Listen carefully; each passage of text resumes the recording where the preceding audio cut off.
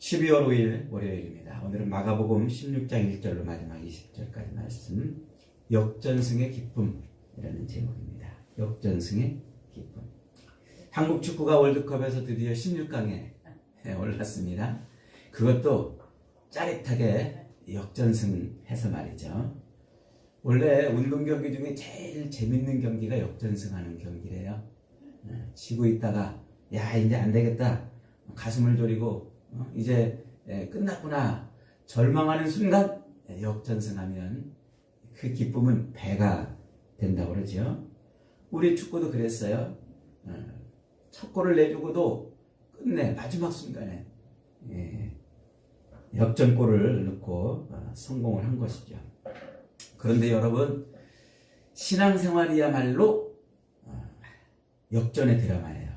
신앙생활이야말로 진짜 역전의 드라마. 오늘 우리가 읽은 이 마가복음 본문이 바로 그걸 증명해주고 있습니다. 통쾌한 역전 드라마. 아주 의도적으로 오늘 이 마가복음 16장은 우리에게 의도적으로 그것을 기억하라고 지금 가르쳐주고 있는 거죠.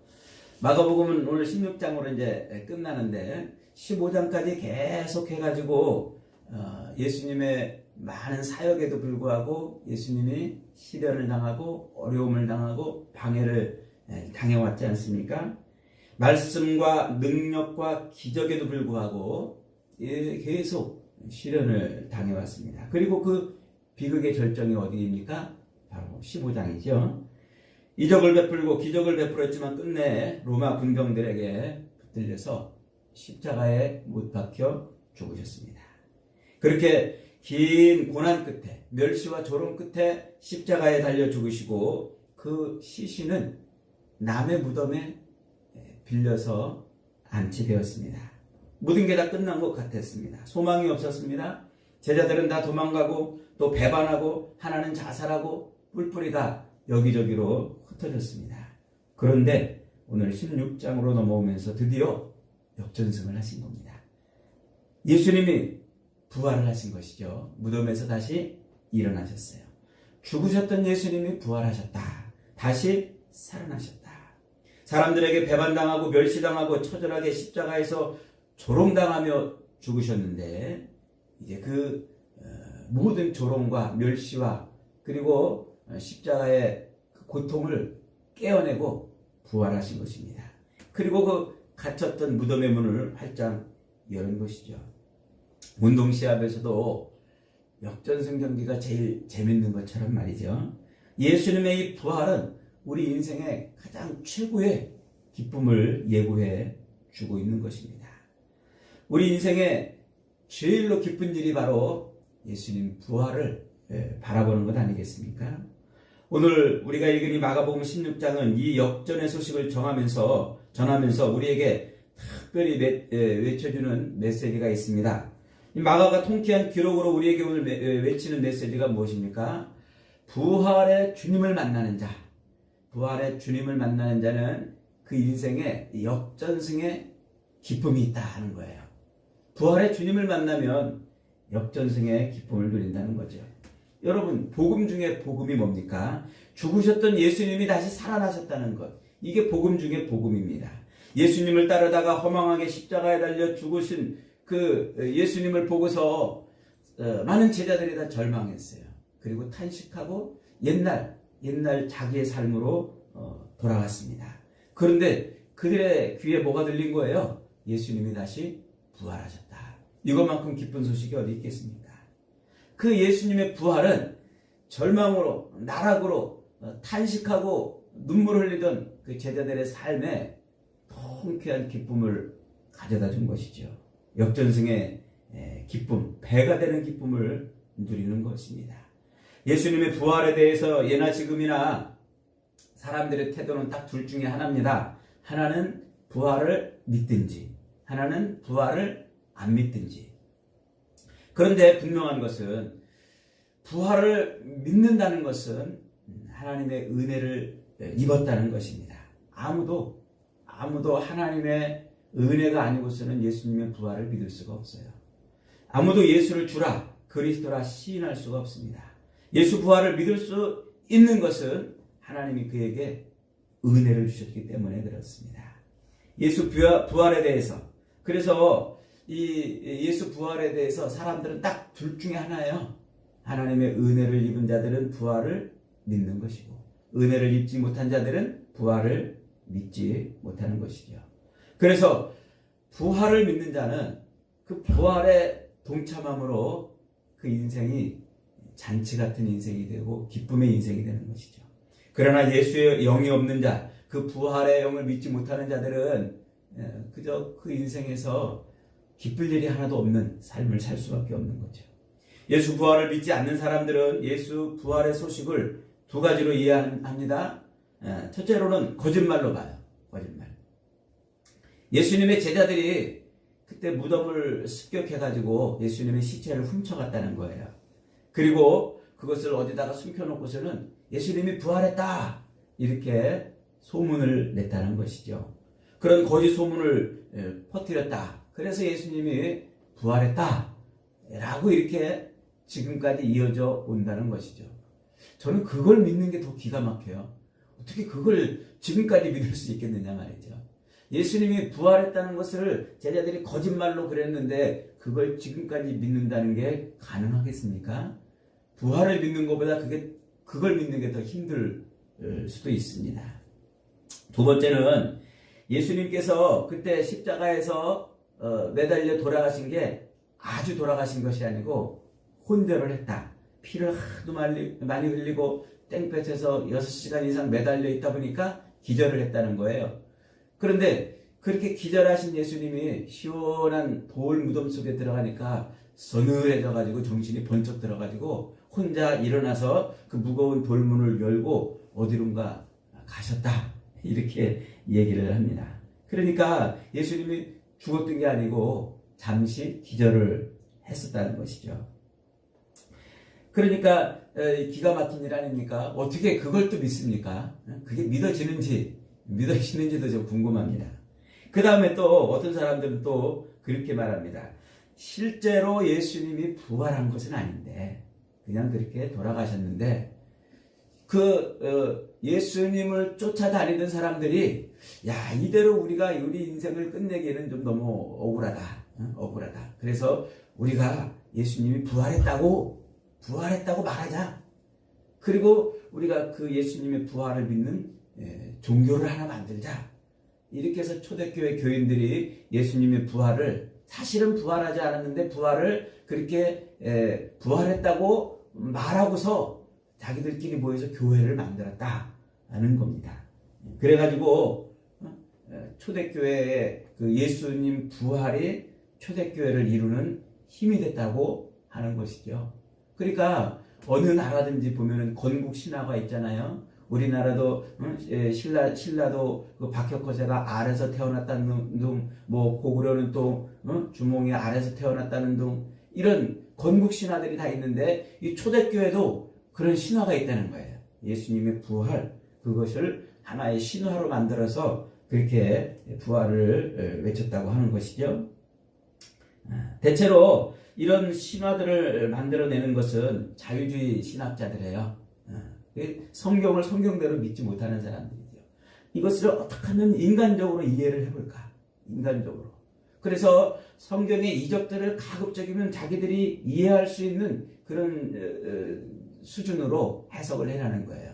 그래서 이 이스라엘 백성들이 옛날 애굽에서 이집트에서 출애굽할 때 홍해를 건넜지 않습니까?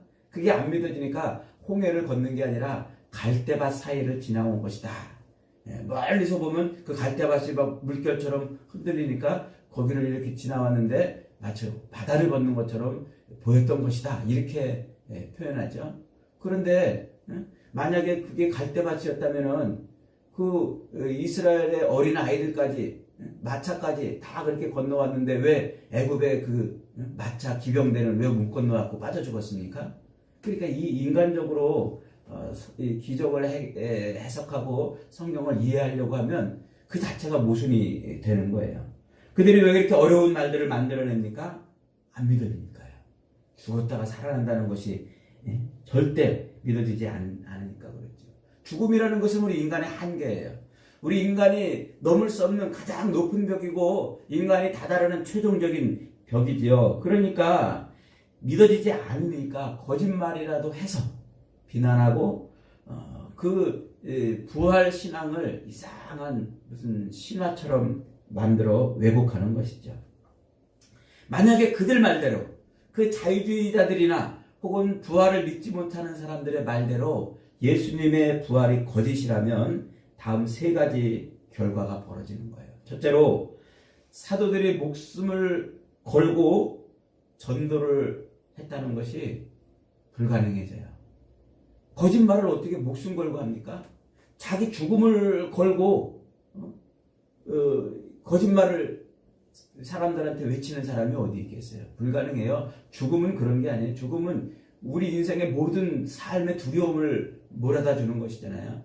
그래서 우리가 이렇게 애들한테 너 죽어! 그러면 애들도 벌벌 떨고서 부모 말에 순종하고 다른 사람이 협박을 하면 그 협박에 꼼짝 못하는 거 아닙니까?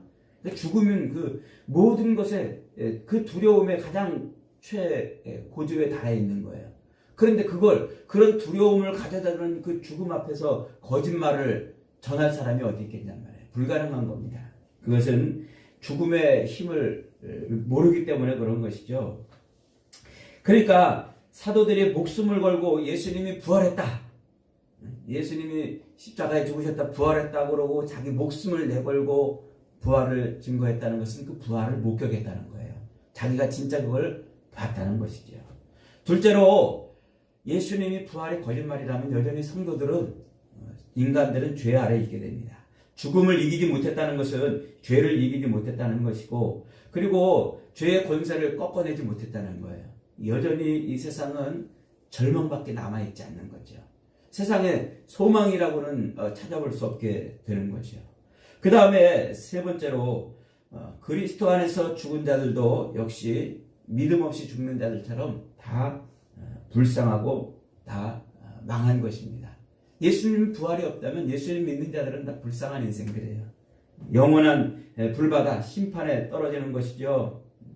예수님 부활을 믿지 않는 사람들은 그 자체로 이미 불쌍한 인생들이지만 예수님 부활했다고 그렇게 믿으면서 사는 그 사람들은 어떻게 돼요? 나중에 끝자락에 가면 이게 아니었네? 이렇게 말할 거 아닙니까? 예수님 부활 안 하셨다면? 그러면 그 얼마나 불쌍하겠어요. 예수 안 믿는 사람들은 워낙부터 그 인생이 더럽고 악하기 때문에 그저 세상에서 자기 욕망과 욕심을 채우면서 할 거 다 하고 이것저것 다 하면서 살잖아요. 그런데 예수 부활을 믿는 사람들은 어떻게 해요? 그래도 이것도 참고 저것도 견디고 그렇게 삽니다. 이렇게 저렇게 절제하면서 삶을 구별하며 살잖아요. 그렇게 절제하면서 살았는데 끝에 가서 부활이 없다면 어떻게 돼요? 그것만큼 허망한 게 어디 있겠어요? 그것만큼 불쌍한 게 어디 있겠습니까?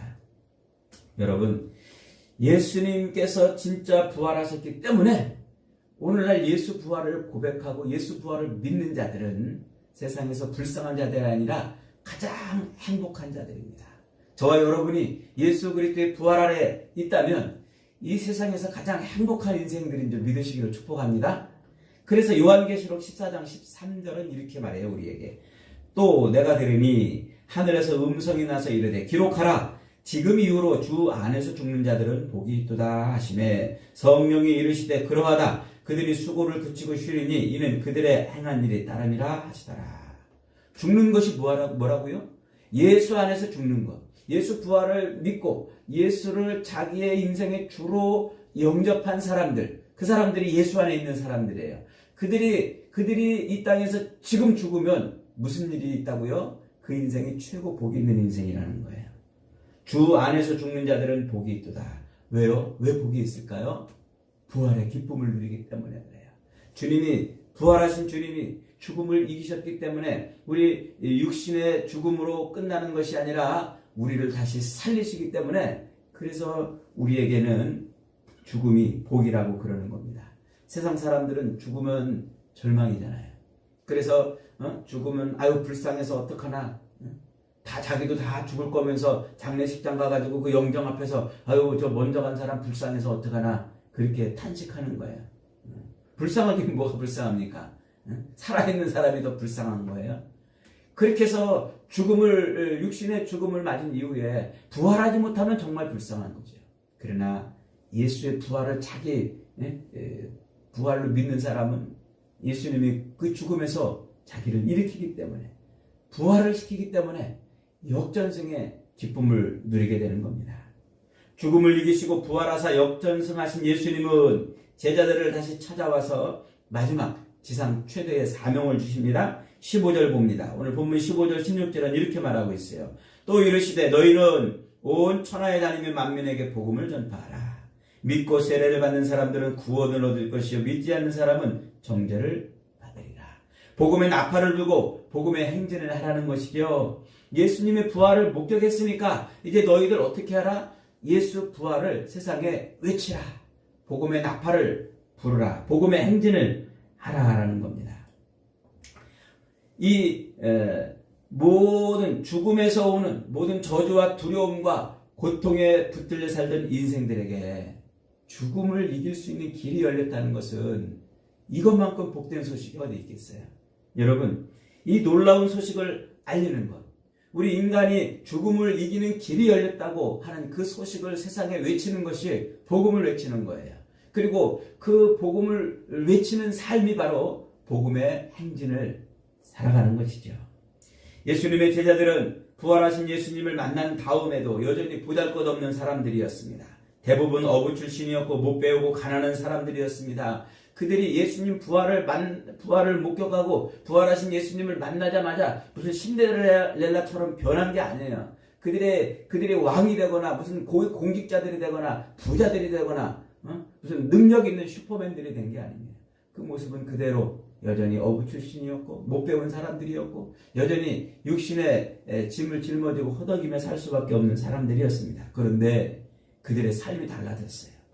그들은 부활하신 예수님을 만나자 더 이상 배반자가 아니었습니다. 더 이상 실패자가 아니었습니다. 더 이상 비겁자가 아니었습니다.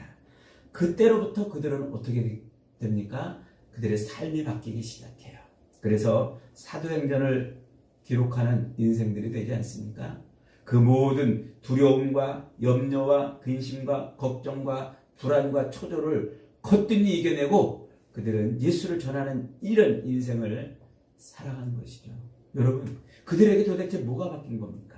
갑자기 떼부자가 된 것도 아니고 갑자기 슈퍼맨이 된 것도 아니고 갑자기 고위공직자가 된 것도 아니고 권력자가 된 것도 아닌데 그들의 삶에서 불안이 사라지고 그들의 삶에서 두려움이 사라진 이유가 뭡니까? 부활하신 예수님을 만났기 때문에 그래요. 여러분, 우리가 이 땅을 살면서 늘 염려하고 걱정하고 불안할 수밖에 없는 이유가 뭡니까? 부활하신 예수님을 만나지 못하면 염려, 근심, 걱정을 하게 되는 거죠. 부활하신 예수님을 만나면 그 모든 염려, 근심, 걱정이 사라지게 돼 있는 겁니다. 저는 가끔 연예인들이 한 해를 결산하면서 연예 대상이나 무슨 가수왕 이런 거 뽑을 때 그때 보면은 감동을 받는 장면들을 더러 보곤 합니다. 그때 뭐 대상을 받은 수상자들이 나와가지고 뭐 눈물을 훌쩍훌쩍 콧물을 훌쩍훌쩍 그러면서 누구누구에게 고맙고 누구누구에게 고맙고 누구도 고맙고 이름을 거명하잖아요. 그리고 마지막에 어떻게 해요? 이 모든 영광을 하나님께 돌립니다. 그럽니다. 야, 그때 그 소리를 들으면요 막 가슴이 울렁울렁 울컥울컥 저도 감동이 옵니다. 이 모든 영광을 하나님께 돌립니다.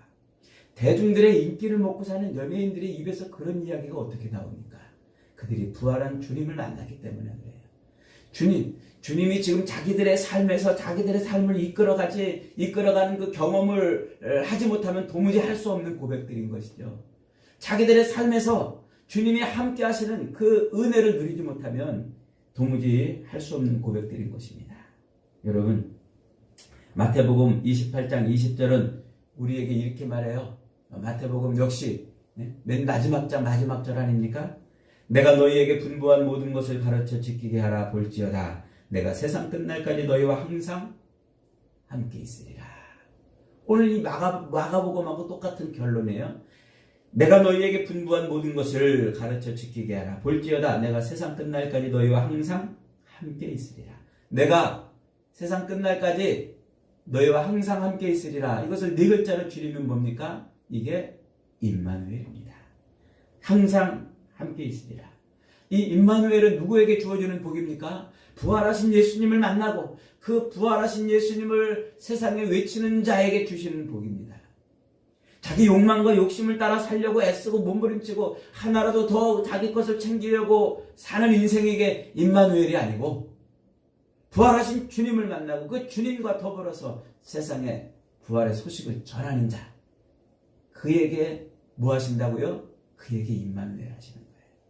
여러분, 우리가 이 땅을 살면서 예수를 믿는다고 하면서도 여전히 불안하고 여전히 걱정스럽고 여전히 두렵고 여전히 무섭고 여전히 근심에 쌓이며 사는 이유가 뭡니까? 그것은 부활하신 주님을 만나지 못했기 때문에 그래요. 머리로는 예수님이 부활하셨다는 소식을 머리로는 이해하는지 몰라도 부활하신 주님이 자기 가슴에 들어와서 가슴을 두드리지 않기 때문에 그래요. 여러분, 부활하신 주님을 만나면 염려가 사라지는 줄 믿습니다. 근심이 사라지는 줄 믿습니다. 초조가 사라지고 부활하신 주님을 만나면 자기 삶에 평안이 있는 줄 믿습니다. 그래서 예수님이 십자가에 달리시기 전날 밤에 너희에게 마지막으로 말하노니 평안하라 그러시잖아요. 평안하라. 이 평안은, 너희에게 주는 이 평안은 세상이 빼앗을 수도 없고 세상에 알 수도 없는 평안이라.